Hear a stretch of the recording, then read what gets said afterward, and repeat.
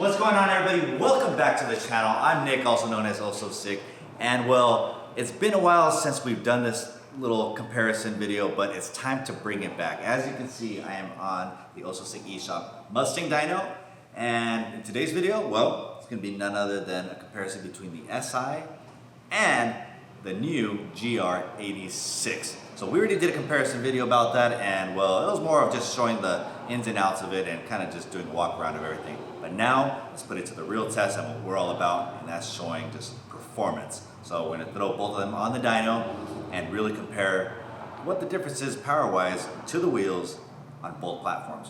We already kind of know what's gonna happen and what the outcome is, but hey, there's nothing better than just actual data in the same location, same conditions, and I should say same location, similar conditions, and well, front wheel drive versus rear wheel drive. So let's get started.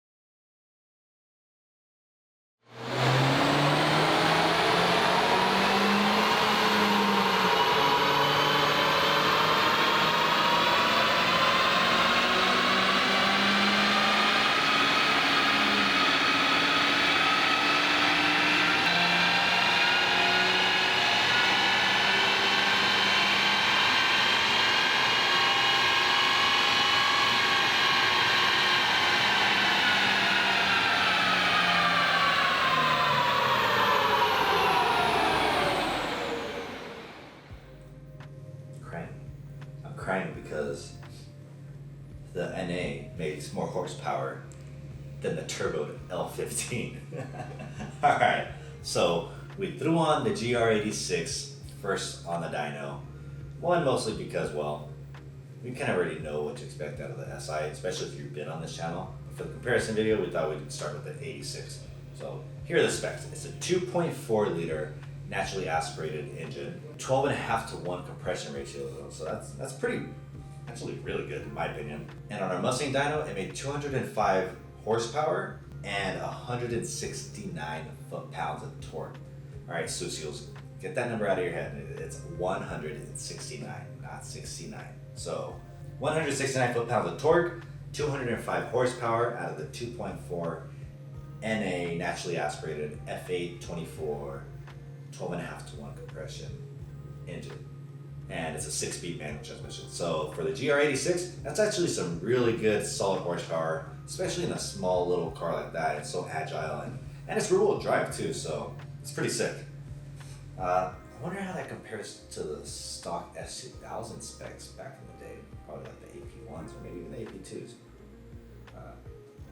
Throw in some of the specs on there. Just do a little Google search, throw in some specs in this video. Maybe we can just kind of do a little special comparison on that. All right, so next up, I'm not gonna get too crazy with it, but obviously we're gonna throw my car on the dyno, the 11 Gen 2022 Civic SI.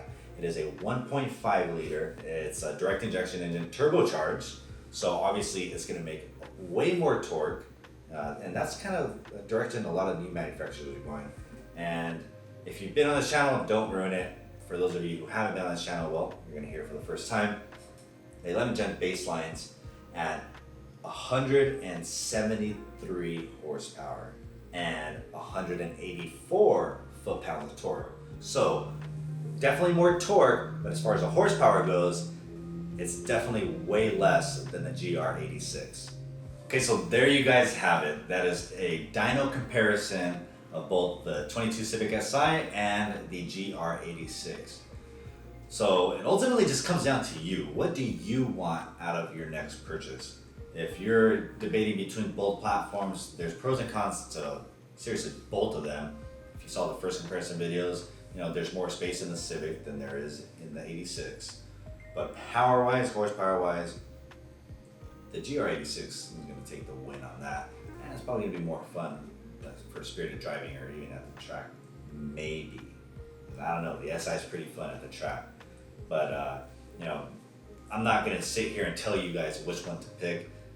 Literally, we just took your guys' feedback from the comments you guys give us, and we had access to a GR86 thanks to my boy Danny, and he gets his work done here as well. And you should check out his YouTube channel, because on his YouTube channel you can see his entire build. So if you are a GR86 fan, be sure to head over to my boy Danny's YouTube channel and check everything out, and well, you'll see it here at our shop. So the Ososik shop. Honestly, I don't think you could go wrong with either or, but obviously deep down I am a diehard Honda fan, and I'm gonna choose the SI every single time, day and night, 7 days a week, 365 days a year.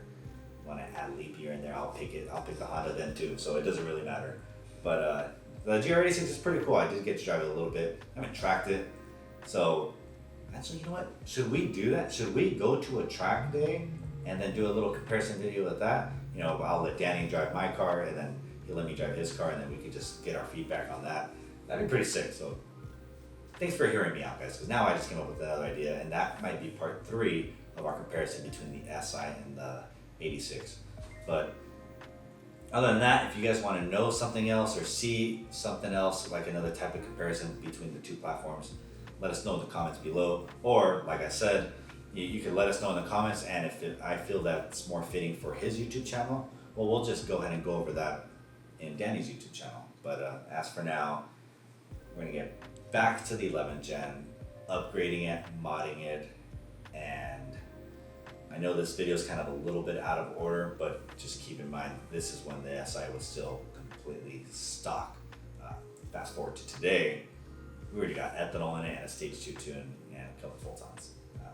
So thank you guys for being patient. If you've been waiting for the part 2 of this little series, I appreciate you guys. And if you guys subscribe just because of that, truly appreciate it. If you haven't subscribed yet, please be sure to subscribe, guys.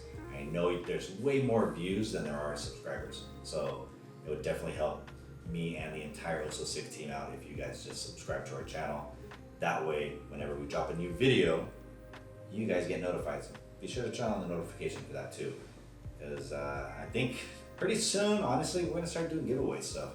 I have a ton of stuff, and we work with a lot of different companies to where, hey, we might start off small and give just, decal sets away, but trust me, there will come a time where I wouldn't mind giving away something as crazy as like a intake or intercooler, flex fuel, just any type of car part to you guys, because we do appreciate you guys watching. And just keep in mind, it takes time to make these videos, not only my time, but the entire team's time, and we take time out of our entire days to keep this going because, well, one, it's a new platform, it's fun, it reminds us of why we got into this in the first place, and 2, we appreciate your guys' feedback.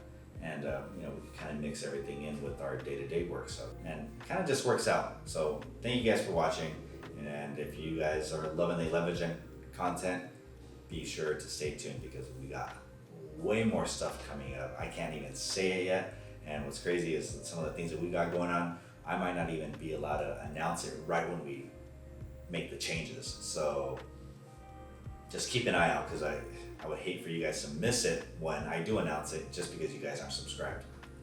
The other big thing we got cooking up, I'm gonna throw a little hint out there, is the Supra. You haven't seen the Supra much on this channel, mostly because we're kind of done with it. Keyword is, well, we were kind of done with it.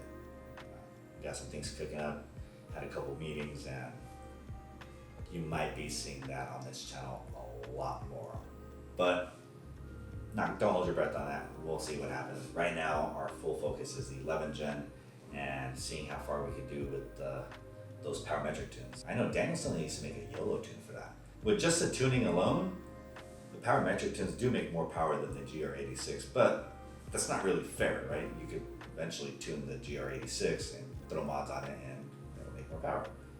But it is easier to make power out of a turbocharged engine. So if you're trying to figure out which platform to choose, and you have a bunch of different variables to choose from, keep that in mind. You always want to keep in mind, if you're looking for a car that you ultimately want to upgrade or have fun at the racetrack, it's more than just buying the car for its current specs. The other thing you have to keep in mind is the aftermarket support for that particular platform.